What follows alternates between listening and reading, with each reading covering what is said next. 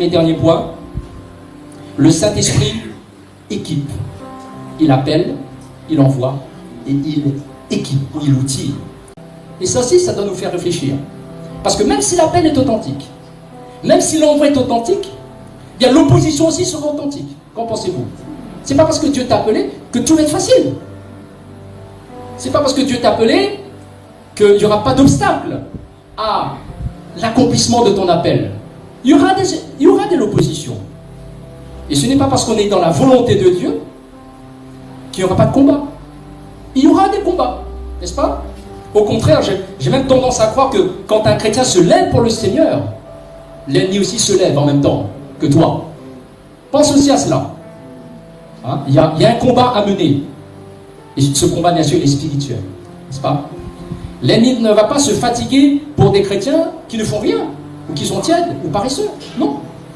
Hein? Il va plutôt cibler, hein, comme Paul et Barnabas, ceux qui vont conquérir, qui vont de l'avant, qui ont l'esprit pionnier, qui veulent gagner des âmes pour le Seigneur, qui veulent servir l'œuvre de Dieu, qui veulent faire une différence dans la vie des autres. Oui, l'ennemi va se lever contre ces chrétiens-là, parce que ces chrétiens les dérangent.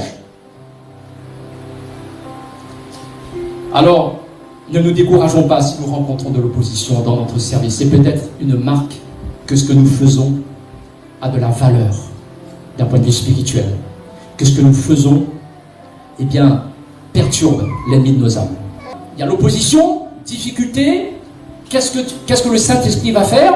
Il va équiper à cet instant précis l'apôtre Paul pour qu'il puisse répondre de la bonne manière. Et qu'est-ce qu'il va faire? Il va faire un miracle. Mais pas le genre de miracle auquel on est habitué dans les évangiles. Hein. Ce n'est pas un miracle créatif, un miracle de guérison, une multiplication de la nourriture. Non, c'est un miracle de jugement. Et c'est même, on peut dire, c'est une malédiction. Hein. C'est une malédiction qui est tombée sur ce faux prophète-là. La seule fois où Jésus a fait un miracle de ce genre, c'est quand il a maudit le figuier stérile. D'accord? Mais ça aussi, c'est l'œuvre du Saint-Esprit. Dieu, le Saint-Esprit, est capable de détruire les œuvres du diable. Qu'en pensez-vous? De briser les flèches de l'ennemi. D'accord? Il équipe ses serviteurs aussi dans ce but. Le Saint-Esprit a donné l'autorité à l'apôtre Paul. Hein? Il n'a pas eu peur, il a fixé le regard sur lui par le Saint-Esprit. Voilà, le châtiment est tombé sur cet homme. C'est le Saint-Esprit qui nous donne tout ce dont nous avons besoin, frères et sœurs. Ce n'est ni par la puissance, ni par la force, mais c'est par le Saint-Esprit. Hein. Ce n'est pas notre puissance, ce n'est pas notre ingéniosité, ce n'est même pas notre expérience. C'est le Saint-Esprit qui fait la différence. Il te donnera l'autorité dont tu as besoin dans ton domaine de service. Il te donnera l'équipement, les dons qui vont avec, la puissance pour témoigner de Jésus, pour accomplir le service avec succès. Donc n'ayons pas crainte. Soyons pleins de confiance dans les ressources du Seigneur, dans la provision de Dieu, dans la puissance du Saint-Esprit. Apprenons ensemble à dépendre de plus en plus de l'action du Saint-Esprit dans nos vies. Je termine en disant, ce soir, voilà, il y a ces trois mots importants que nous avons vus: appeler, envoyer, équiper. Telle est l'œuvre du Saint-Esprit pour tout serviteur ou servante authentique de Dieu. Quel que soit le domaine, encore une fois, ce n'est pas limité à l'œuvre missionnaire proprement dite. Quand Dieu appelle, il envoie, et quand Dieu envoie, il équipe. Donc ne t'en fais pas, ne t'en fais pas, ne t'inquiète pas. Dieu sait ce qu'il fait. Et nous pouvons à 100% lui faire confiance. L'Église peut à 100% faire confiance au Saint-Esprit. Alléluia. L'appel de Dieu est sacré. C'est quelque chose de sacré. C'est saint. Il ne faut pas le galvauder, il ne faut pas le mépriser, il ne faut pas l'ignorer. L'appel de Dieu est sacré.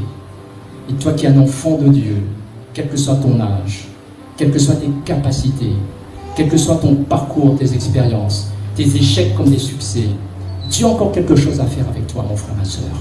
Dieu a prévu quelque chose de bon pour ta vie et à travers ta vie pour l'avancement de son œuvre.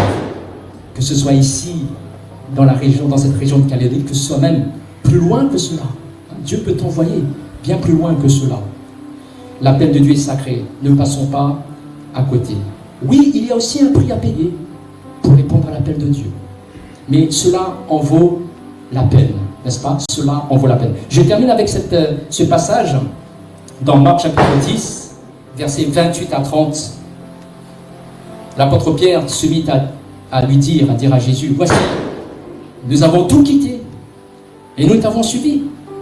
Et Jésus répondit, je vous le dis en vérité, il n'est personne, qui, ayant quitté à cause de moi, ça c'est important, à cause de moi et à cause de l'évangile, sa maison, ou ses frères, ou ses sœurs, ou sa mère, ou son père, ou ses enfants, ou ses terres, ne reçoivent au centuple, présentement dans ce siècle-ci, des maisons, des frères, des sœurs, des mères, des enfants et des terres, avec des persécutions, et dans le siècle à venir, la vie éternelle. Et à titre personnel, c'est ce que nous expérimentons. Nous avons quitté nos familles, notre pays, mais nous retrouvons, et notamment ici en Calédonie, des maisons qui nous accueillent, des frères et sœurs qui nous accueillent. C'est beau ça, c'est la famille de Dieu. Nous nous retrouvons le peuple de Dieu dans une autre culture. Ça, c'est un enrichissement extraordinaire. Et nous donnons toute la gloire au Seigneur. Nous voulons donner toute la gloire au Saint-Esprit. Le Seigneur saura te récompenser. Le Seigneur n'oublie pas ce que tu as fait pour lui. Le Seigneur n'oublie pas ce que tu as donné par amour pour l'œuvre de Dieu. Amen.